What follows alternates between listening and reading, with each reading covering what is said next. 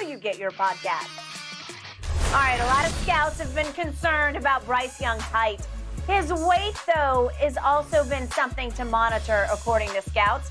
Mel Kiper said, quote, if he's 195 or better, he's my QB1. If he's 194 or less, I'm going with Will Levis. That size, the weight in particular, is what bothers me. Shannon, you know a thing or two about being sought after by those 300-pound defensive linemen. Should Bryce Young's weight be a concern here, more so than his height? I look at production. People get caught up in all that skill. His size, did he produce? What does the tape tell you? And that's what's happening. A lot of these general managers lose their job because they get prototypical. He's not prototypical. Skip, if I get more production from a pickup truck than I do an 18-wheeler, well, damn, I don't need an 18-wheeler. I want production. Look at Will Levis' production. Look at Bryce Young's production. This is what Mel. Well, if you do that comparison, it ain't even close. This is what Mel Kiper said about Mitchell Trubisky. He's my #1 quarterback. I've been looking for a quarterback to make a leap all season, and I found it in Mitchell Trubisky. Okay. I'm sure Mel swung and missed several times. Guess what he had? He didn't even have Patrick Mahomes in his the first-round pick. Yep. Okay. He said Mitchell Trubisky was going to be better than Deshaun Watson and Lamar Jackson. Okay. So now I'm going to disregard everything that Bryce Young. Will Levis has 43 touchdowns and 23 interceptions in 2 years of starting. Bryce Young threw 47 touchdowns in 21 alone. Yeah. The man has 12 interceptions in his career. In a career. By the way, I'm on the record. I don't have any use for Will Levis. Skip, if Bryce Young doesn't succeed, his height is not going to be the reason why. All right. Okay. I do need to defend my man Mel Kiper because I know him well, and he does do an extraordinary job. Excellent job. He's done it for a long time, but this is a very inexact science, and you are going to swing and miss. Yes. Because it's just too hard, because sometimes it's horses for courses. You know, do you wind up in the right place at the right time with the right coach? That's really what it's about, with Skip. the right supporting cast and all those things that go into it. Not how high you go, where you go. Okay, where you go. Okay, so he raves about Bryce. He says the quick release, the accuracy. If he was bigger, he'd be a slam dunk, a generational quarterback, one of my highest graded quarterbacks ever. But the weight is the issue, he says. Okay, well, this was an intriguing twist on an old plot line, which is he tall enough? 5'10 and a half, we think he's going to measure. Well, you and I both agree that that's irrelevant to us. All I know is check the tape because I watched it. So let me get it straight, Skip, with you. So he has a quick release. He's got it all. He's got vision. He's got clutchness. His release is not affected by his height, by his weight. So a 5'10", 194-pound guy has a quick release, has the accuracy, has the arm strength, the arm talent. He does. But now, whip of an arm. Okay, look, you know this game. You played it at the highest level. Did Roethlisberger benefit from weighing 260 pounds because it's like body armor? Yes. Yeah, it does. Does Mahomes benefit from weighing? He looks like he weighs 240 or 50, somewhere in there. Right. Does it help him take a little more of the pounding? Right. Yeah, it does. Yes. I got it. I got you.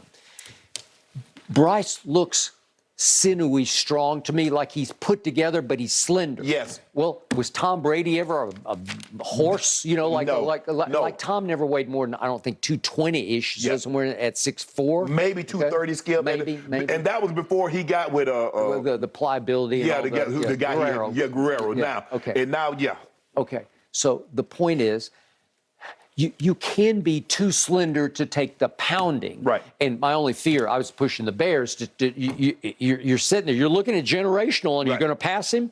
Well, if they do take him, to your point that you made, I think, yesterday, well, their offensive line was pretty bad because Justin Fields got sacked more than anybody. He ran into some sacks because he does run, but he went down 55 times. Well, could Bryce Young withstand physically 55 sacks next year? No, it's hard because you might withstand it 1 year, but you're not going to have a long career getting sacked 55 times a season. I got it.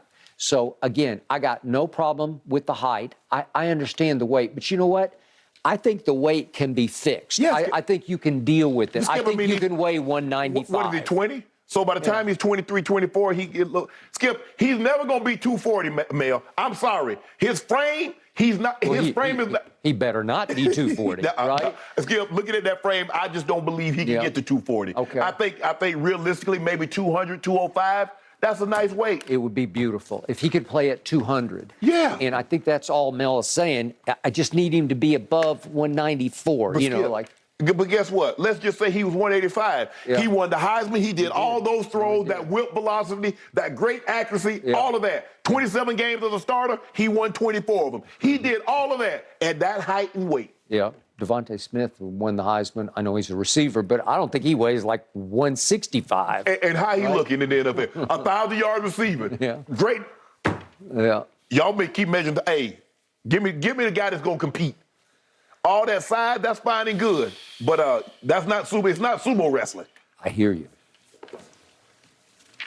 Bryce Young is going to be measured and will participate in interviews at the NFL Combine. But, guys, he's going to wait to show off those arm talents at Alabama's Pro Day later this month. All right, back to the association and LeBron, Shannon. Is he really not a top 5 player to watch in the NBA right now? Ooh, those are fighting words for Shannon Sharp. Yeah. Let's debate on the other side of this break. Uncertain as the quarterback, he admitted after his darkness retreat that he envisions himself both retiring and returning to play. That's going to be tough to do both. Packers GM Brian Gutekunst talked to reporters yesterday about his communication with Rodgers. Take a listen.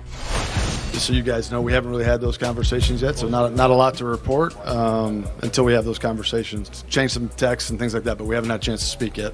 Our feelings haven't changed about Aaron, but we need to have some of those conversations about our team, where it's going, where he's at, before we go forward.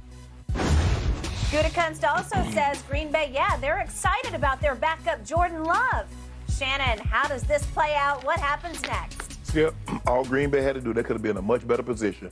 All they had to do was move Aaron Rodgers last year. I agree. They could have had the, look what Seattle did. You could have had the number 5 and 15 picks. Woo! And now you got Jordan Love, and you got number 5 and 15 in this year's draft. Yep. Got your nice little squad go. If I'm Brian Gutekunst, I told you last week, Skip, I'm going to treat him like a mushroom. I'm going to put him in a cool, damp area, dark, and I'm going to leave him. Well, he's been in the dark. I'm going to leave like him. 5 days. I am moving on with my team. Yep. What Aaron Rodgers does not impact me. No. I'm moving on. I'm entertaining. Okay, Jets, what you got? Anybody else that wants to have a crack at Aaron Rodgers, bring me your best offer, and let's see if we can make a deal. Let's make a deal. Okay. I am moving on. I'm done allowing Aaron Rodgers to hold my franchise hostage. He's been dangling Green Bay out the windows like Big Red did in the 5 Heartbeats. I'm done with it, Skip. I'm done with it. Yep. I'm done with this. I can see myself retiring. I can see myself playing. You can do any of those things you want, but you won't be on our dime while you think of contemplating. That's where I am with Aaron Rodgers if I'm the Green Bay Packers and Brian Gutekunst. Because you see what Skip is every year. We talk about Aaron Rodgers, but I ain't going to tell y'all about what happened against that last game against Detroit. He laid an egg. Then the year before, he did it again against Jimmy G. And the year before that, he did it against Tom Brady. We talking about, is he going to retire, Shannon? Is he going to retire? Is he going to play? I don't care. The last 3 games that he had at Lambeau Field, he laid an egg in January. He did. It's hard to do it in January because it's cold. It's cold. And it wasn't even Easter.